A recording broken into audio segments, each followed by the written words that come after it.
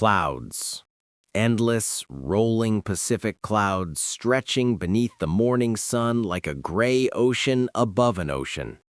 The camera moves through them slowly, cutting through vapor that seems to hold something in suspension, something heavy, like the breath history takes before it exhales into violence. Below these clouds, somewhere in the vastness of the Pacific, the entire course of a war is about to change.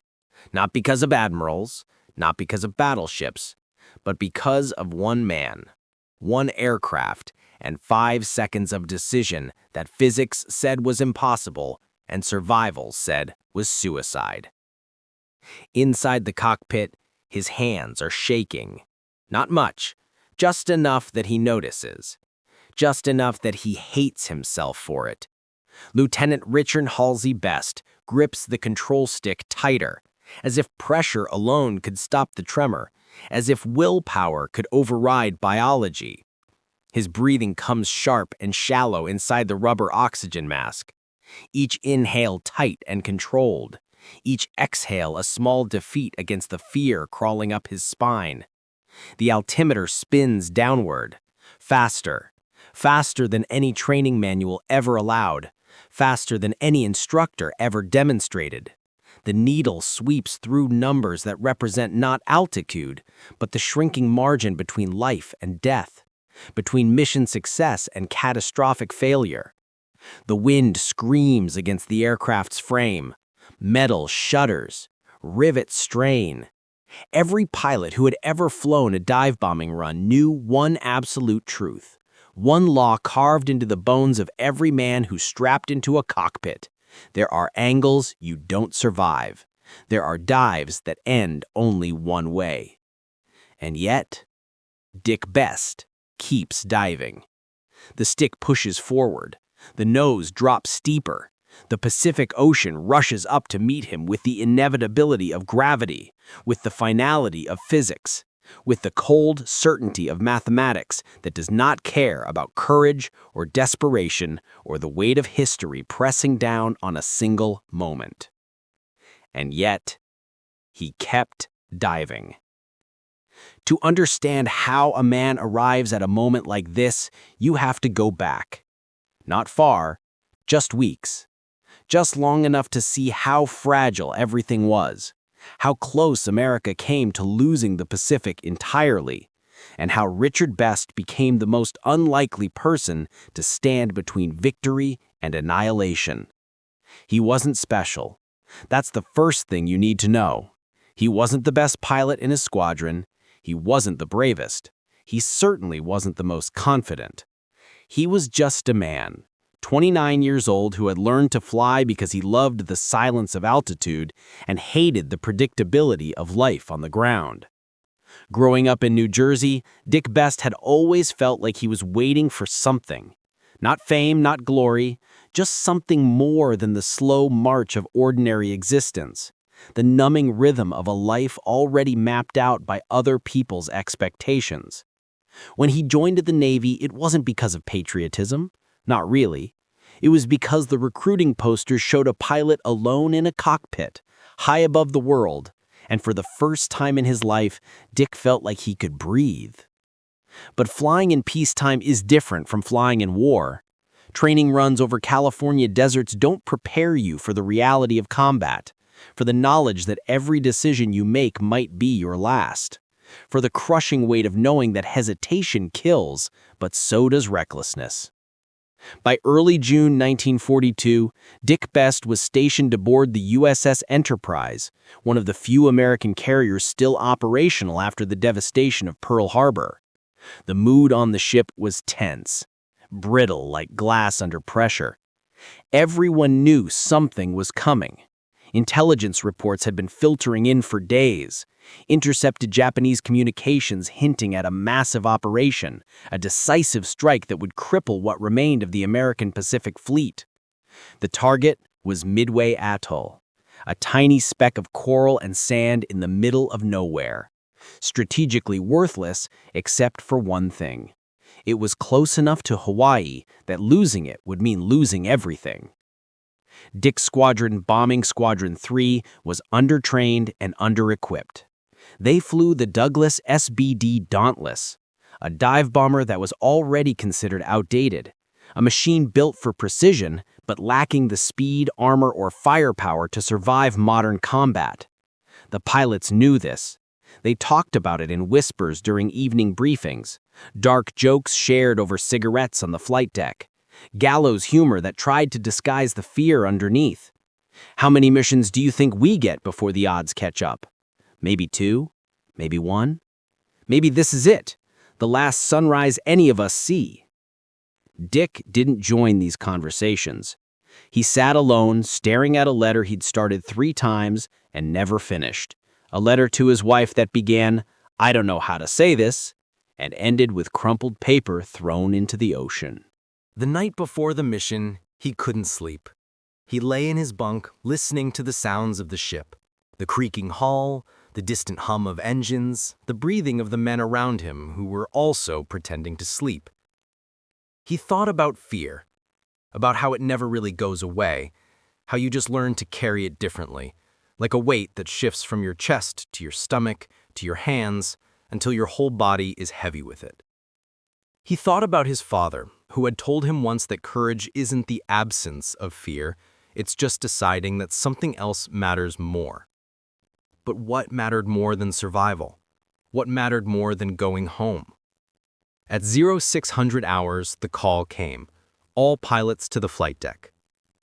Dick climbed out of his bunk, pulled on his flight suit with hands that felt disconnected from his body, and walked through the narrow corridors of the ship, surrounded by men doing the same thing, each of them locked inside their own private terror, each of them pretending they weren't. On the flight deck, the morning was gray and cold, the ocean stretching endlessly in every direction, indifferent to human ambition or human fragility. The SBD Dauntlesses sat in neat rows, mechanics making final checks, arming bombs, fueling tanks. Dick climbed into his cockpit, settled into the seat that had become as familiar as his own skin, and strapped himself in with the ritualistic precision of a man trying to control the one thing he still could. The engine roared to life, the propeller spun, the flight deck officer gave the signal, and one by one the aircraft launched into the sky, catapulted off the carrier deck with violent acceleration that pressed Dick back into his seat. And then, silence. Not real silence, of course. The engine still roared, the wind still screamed past the canopy, but inside his head, where the fear had been so loud, there was suddenly nothing but focus, nothing but the mission, nothing but the narrow tunnel of thought that keeps a pilot alive when everything else is chaos. They climbed through layers of cloud, the squadron forming up in loose formation, 17 aircraft in total, each carrying a single 1,000-pound bomb designed to punch through the armored deck of a Japanese carrier. The radio crackled with static and brief transmissions, call signs and coordinates, voices clipped and professional, no room for doubt or emotion. Dick flew in the number 2 position, just behind the squadron commander, Lieutenant Commander Wade McCluskey, a man whose reputation for precision was matched only by his reputation for caution. McCluskey didn't take unnecessary risks. He didn't deviate from doctrine. He flew by the book, and the book said you survived by following procedure. But procedure was written for a different war, a war that followed rules, a war where both sides played the same game. This wasn't that war.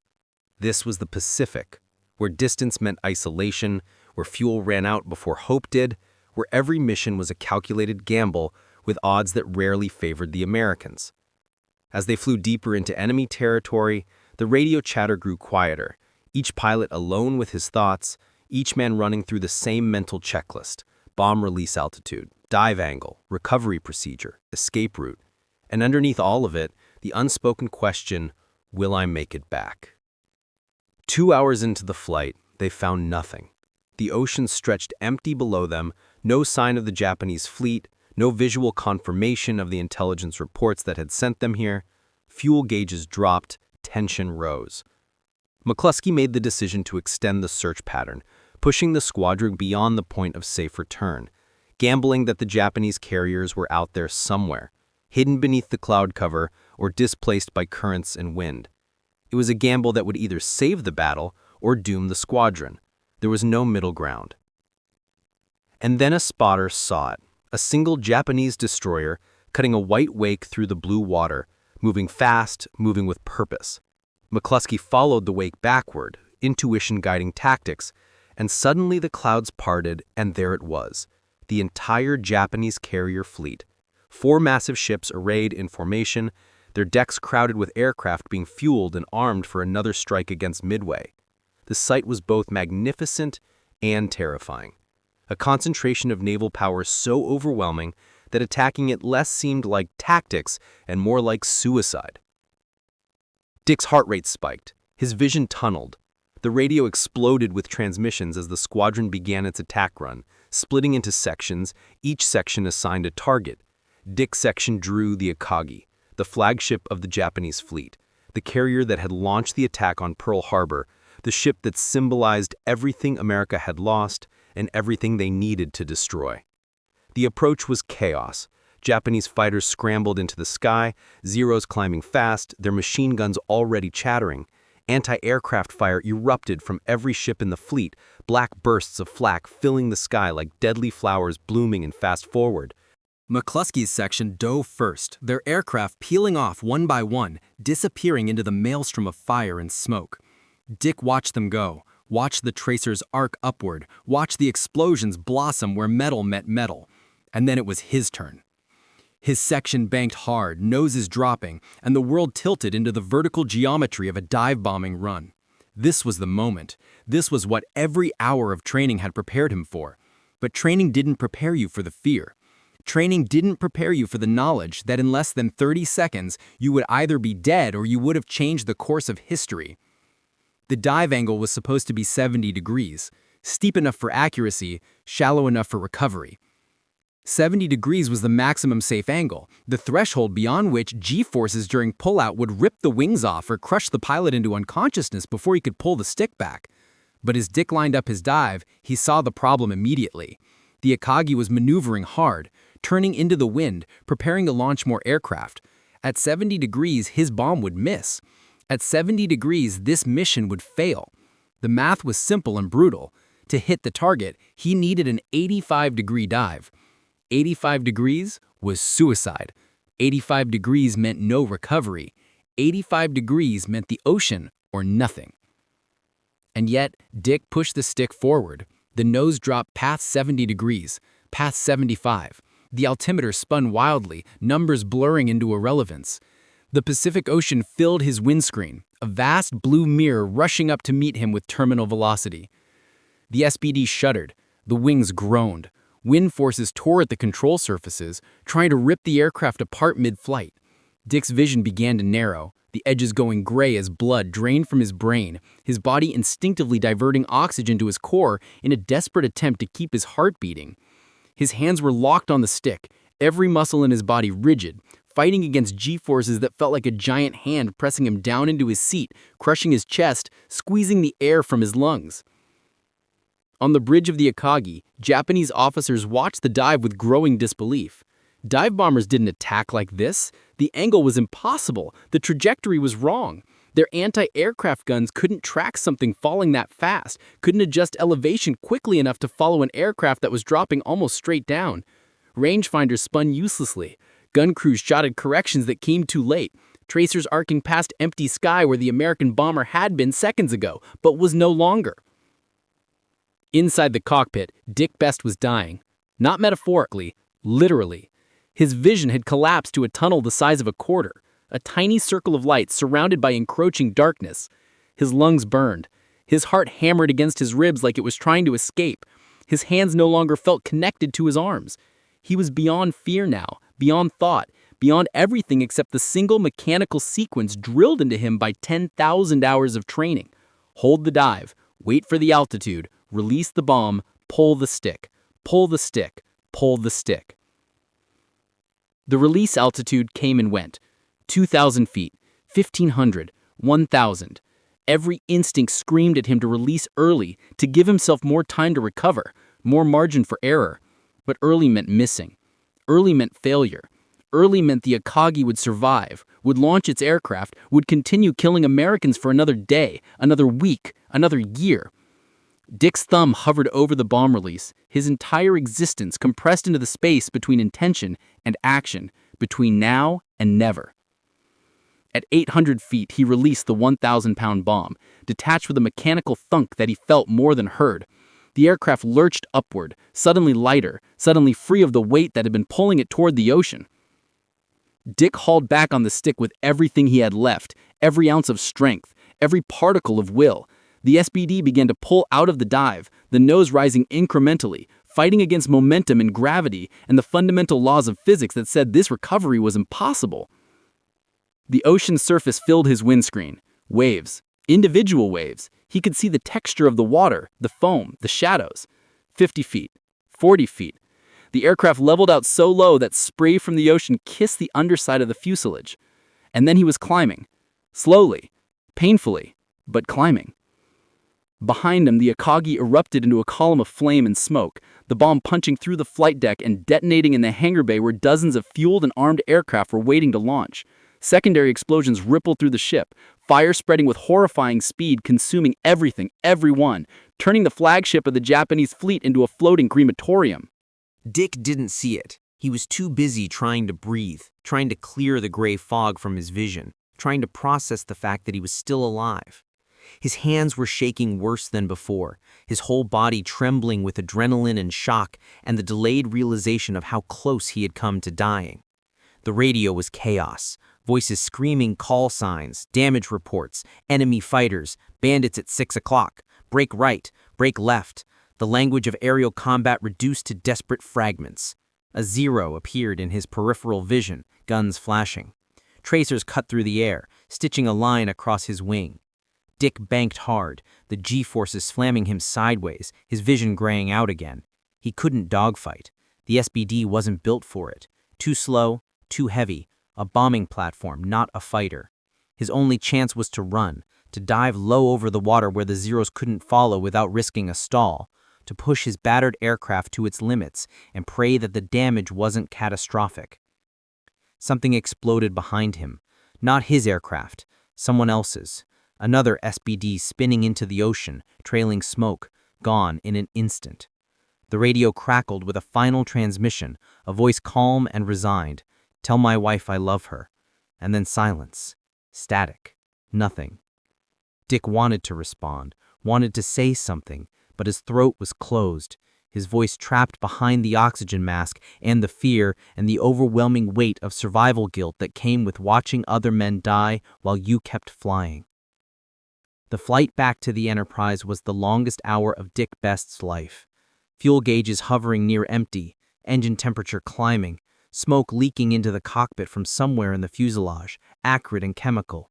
His radio was damaged, intermittent, giving him only fragments of communication from the carrier. The landing pattern was chaos, wounded aircraft stacking up, pilots nursing crippled machines home, some making it, some ditching in the ocean just short of the deck, close enough to sea rescue, but too broken to reach it. Dick's landing was ugly. He came in too fast, too high, waved off once, twice, finally slamming down on the third attempt with an impact that rattled his teeth and sent pain shooting through his spine. The arresting hook caught the wire, and the aircraft jerked to a violent stop. Deck crew swarmed immediately, pulling him out of the cockpit, hands grabbing his arms, voices asking if he was hurt, if he could walk. He couldn't answer. He climbed down from the wing on legs that didn't feel like his own and collapsed onto the deck, sitting there in his flight suit, staring at nothing, while around him the controlled chaos of carrier operations continued. Someone handed him water. He drank it without tasting it. Someone else asked him what happened, how many hits, what did he see? Dick tried to answer, but the words wouldn't come. What had he seen? He had seen the edge of human capability. He had seen the place where physics and will intersect, where mathematics says no, but desperation says yes. He had seen men die. He had seen a ship burn. He had seen himself in that moment between the dive and the recovery, suspended in time, weightless and doomed and impossibly alive. Later, after the debriefing, After the medical check, after the squadron commander told him in a voice tight with something between admiration and anger that he had violated every safety protocol in the manual, Dick sat alone on the flight deck and watched the sun set over the Pacific. The ocean was calm now, deceptively peaceful, giving no indication that beneath its surface lay the wreckage of ships and aircraft and men who had fought and died here. The Battle of Midway was over. The reports were still coming in, but the outcome was clear. 4 Japanese carriers destroyed, the tide of the Pacific War irrevocably turned, the Imperial Navy's offensive capability shattered in a single afternoon. And it had hinged on a dive that shouldn't have been possible, on a man who was too scared to think about the odds, too committed to pull away, too stubborn to accept that some things can't be done. Historians would analyze the battle for decades, writing volumes about strategy and intelligence and tactical doctrine. But Dick Best knew the truth, the simple, brutal truth that no amount of analysis could capture. Sometimes history turns on a single decision made by a single person in a moment of absolute terror. The cost was enormous. Of the 17 aircraft that launched from the Enterprise that morning, only 8 returned. 9 pilots and 9 gunners lost. Their bodies never recovered. Their names eventually carved into memorials that tried and failed to capture the weight of their sacrifice. Dick survived, but survival came with its own burden. He never talked about the dive, not really. When people asked, he would say he did what he was trained to do, which was both true and completely inadequate. Training doesn't teach you how to push past the edge of human endurance. Training doesn't teach you how to keep flying when your vision has collapsed and your body is screaming and every rational part of your brain is demanding that you pull away. In the weeks after Midway, Dick was diagnosed with tuberculosis, likely contracted from breathing toxic fumes during the dive, the smoke and chemicals that had leaked into his damaged cockpit burning his lungs, leaving scars that would never fully heal. He was grounded, medically retired, sent home to a life that felt hollow and strange after the intensity of combat. He tried to return to normalcy, tried to be a husband and father and ordinary citizen, but part of him never left that cockpit, never pulled out of that dive, never stopped falling toward the Pacific while the world narrowed to a shrinking circle of light. Years later, when someone asked him if he was afraid during the dive, Dick Best paused for a long time before answering. Finally, he said this: "I was terrified, every second. But I realized something in that moment, something I can't quite explain. Fear is just information.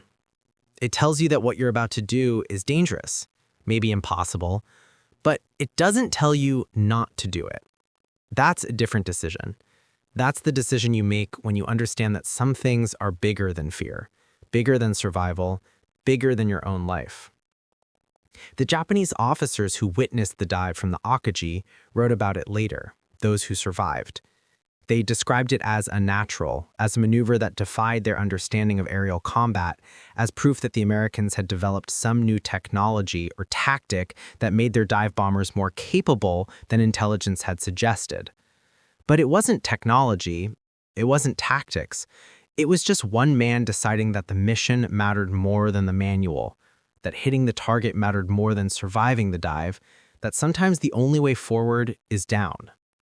The SBD Dauntless that Dick Best flew that day was pulled from service shortly after Midway, too damaged to repair, its airframe stressed beyond safety limits by the impossible dive. It sat in a storage yard for months before being scrapped, its parts recycled, its history forgotten by everyone except the man who had pushed it past every limit it was designed to withstand.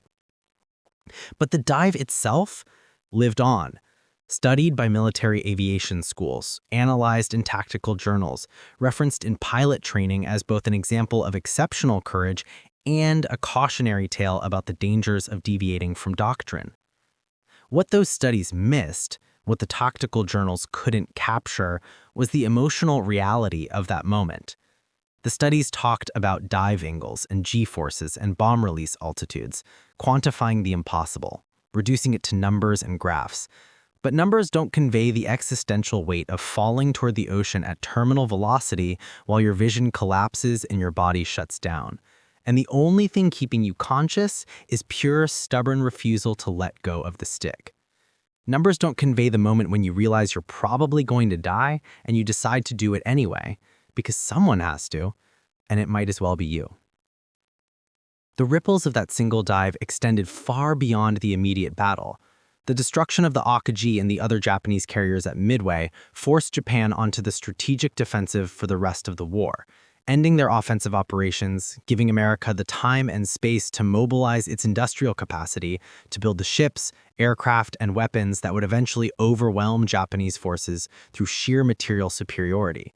Without Midway, the Pacific War would have lasted years longer, cost hundreds of thousands more lives, possibly ended in a negotiated settlement that left Japan in control of much of Asia. The dive changed all of that. One aircraft, one bomb, one man. Dick Best never considered himself a hero. He refused interviews, declined speaking engagements, avoided the spotlight that tried to find him in the years after the war. When pressed, he would say that heroes were the men who didn't come back, the pilots who died in the dive or were shot down during the escape or ditched in the ocean and were never found. He saw himself as lucky, nothing more, a man who happened to survive a moment that should have killed him. But luck doesn't explain the decision to push the stick forward past 70 degrees. Luck doesn't explain holding the dive to 800 feet when every instinct screamed to release early. Luck doesn't explain pulling out of a dive that physics said was unrecoverable. What explains it, perhaps, is something simpler and more profound. The understanding that some moments demand everything you have, every ounce of courage, every particle of will, every fragment of strength. And that in those moments, calculation becomes irrelevant. You don't weigh the odds. You don't consider the alternatives. You don't think about survival or legacy or what people will say about you after you're gone. You just do what needs to be done, and you live with the consequences, and you carry the weight of that decision for the rest of your life. The Pacific Ocean holds many secrets, many stories of courage and sacrifice that will never be fully told. Ships rest on the bottom, their crews entombed in metal coffins, their final moments known only to the water and the darkness. Aircraft lie scattered across the seafloor, broken and corroded, testaments to battles fought at the edge of human capability.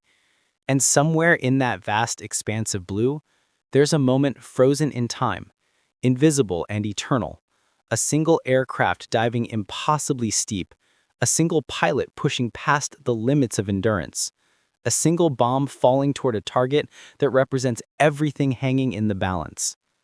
That moment, more than any strategy or any weapon or any speech, changed the course of the Pacific War.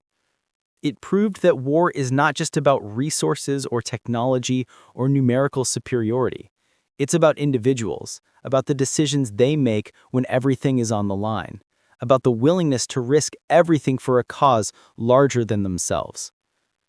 Dick Best didn't set out to be a hero. He didn't plan to perform an impossible dive. He didn't want to be remembered or studied or analyzed by historians.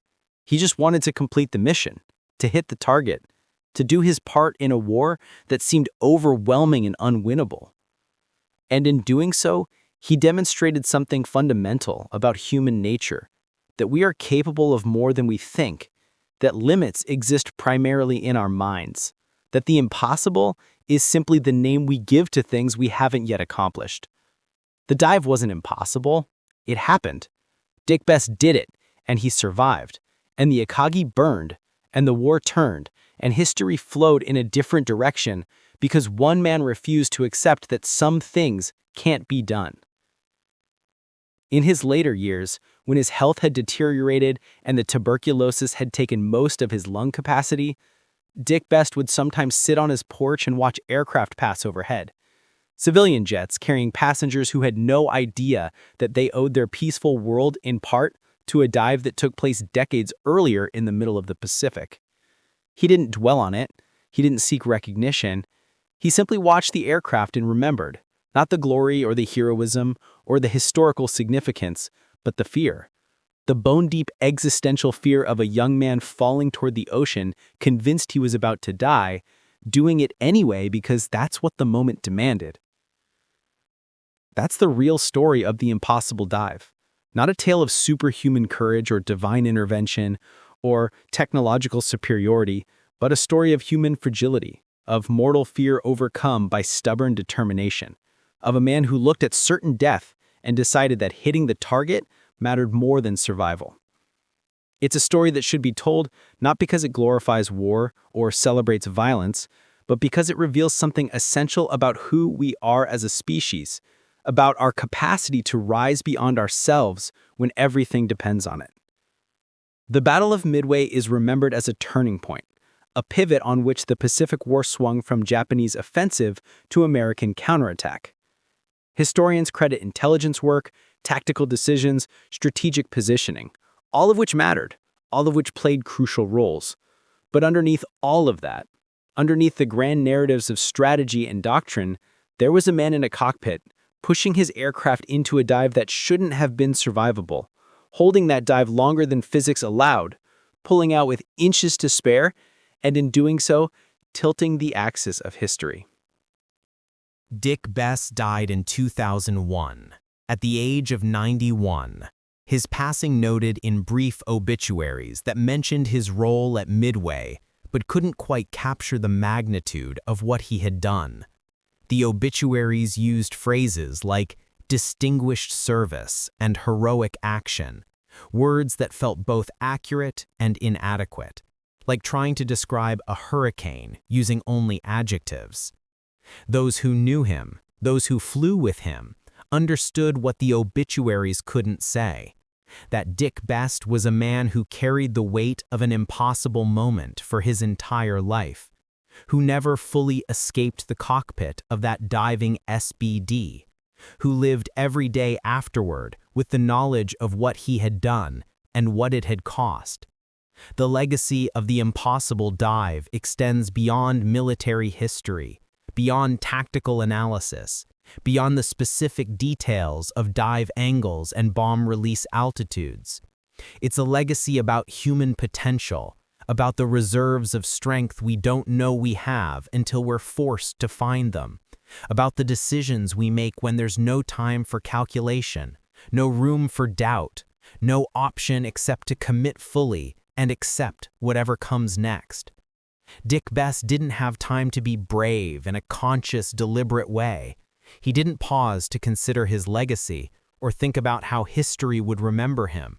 He simply recognized what needed to happen and made it happen, despite the fear, despite the odds, despite the absolute certainty that he was about to die. And yet, he didn't die. He pulled out. He survived. And in surviving, he gave America a chance to turn the Pacific War, to prevent Japanese expansion, to eventually achieve victory through the combined efforts of millions of people, all of whom were able to serve and fight and sacrifice because Dick Best and a handful of other pilots did the impossible on a June morning over the Pacific. That's the power of a single moment, a single decision, a single dive. It doesn't just change one life or one battle. It changes everything that comes after, creating ripples that spread across time, touching lives that will never know the source of their good fortune. In the end, the impossible dive wasn't about heroism in the traditional sense. It wasn't about medals or recognition or glory. It was about a young man faced with an impossible choice, choosing to accept death if that's what the mission required, and discovering in that moment of absolute commitment that sometimes, just sometimes, the impossible becomes possible, not because the laws of physics change, but because human will finds a way to bend them just enough, just barely enough, to create a sliver of space between certain death and miraculous survival. That sliver of space, that razor-thin margin between impact and recovery, contained within it the fate of nations, the future of millions, the course of history itself. Dick Best didn't know this as he pulled back on the stick fighting to raise the nose, watching the ocean surface rush past inches below his aircraft. He just knew he had a mission to complete and a home to reach, and a life to try to rebuild from whatever pieces remained after the dive. But history knew. History understood that this moment, this terrifying, exhilarating, impossible moment, would be studied and analyzed and wondered at for generations, a testament to human courage in its purest, most desperate form. The sky above the Pacific holds no memory of that day. Clouds form and dissipate according to weather patterns that care nothing for human drama. The ocean continues its eternal rhythm, waves rising and falling, indifferent to the ships that sail upon it or the aircraft that fall into it. But we remember. We remember because Dick Best's impossible dive reminds us that history is not made by abstract forces or inevitable trends, but by individuals who in moments of crisis find within themselves reserves of courage they didn't know existed, who push past the limits of human endurance not because they're superhuman, but because they're human enough to understand that some things matter more than survival. That's the final lesson of the impossible dive, that courage is not the absence of fear, not the presence of extraordinary ability, not the result of superior training or better equipment. Courage is simply the decision to move forward when everything rational says to stop, to hold the dive when every instinct screams to pull away, to trust that if you do what needs to be done, if you give everything you have in the moment when everything depends on it, then, maybe, just maybe, you'll create the miracle that changes everything. Dick Best created that miracle over the Pacific on June 4, 1942. A miracle built not from divine intervention or mystical forces, but from metal and fuel and human will, from a man who decided that hitting the Akagi mattered more than his own survival, from a dive that pushed past every known limit, from a pullout that defied physics and probability and every rational expectation. That miracle turned the Pacific War. That miracle saved countless lives. That miracle proved that sometimes, in the moments that matter most, the impossible is simply waiting for someone brave enough, or desperate enough, or committed enough to attempt it. And when that moment comes, when history demands everything and offers nothing but impossible odds in return, the only question that matters is this: will you push the stick forward, or will you pull away? Dick Best pushed forward. He dove beyond recovery. He held the dive past reason. He pulled out by inches, and in doing so, he didn't just survive an impossible moment, he created one. A moment that would echo across decades, across continents, across the vast expanse of human history, reminding us that we are capable of more than we believe, that limits are meant to be tested, and that sometimes, just sometimes, one person, in one aircraft, making one decision in 5 seconds of absolute terror can change the entire world.